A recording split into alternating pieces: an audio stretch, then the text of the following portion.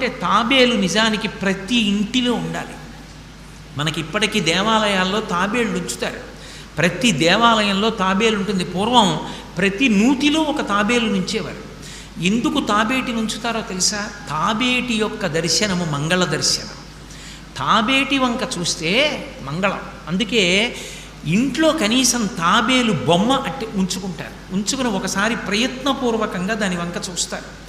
ఎందుకు తాబేలు ఇంట్లో ఉంచుకోవాలి అంటే దాంట్లో ఒక రహస్యం ఉంది. దీక్ష అని ఒక మాట. దీక్ష అన్న మాట దేనికి అన్వయం అవుతుంది అంటే యజ్ఞానికి అన్వయం అవుతుంది. యజ్ఞం చేసేటటువంటి వాడు దీక్ష స్వీకరిస్తాడు.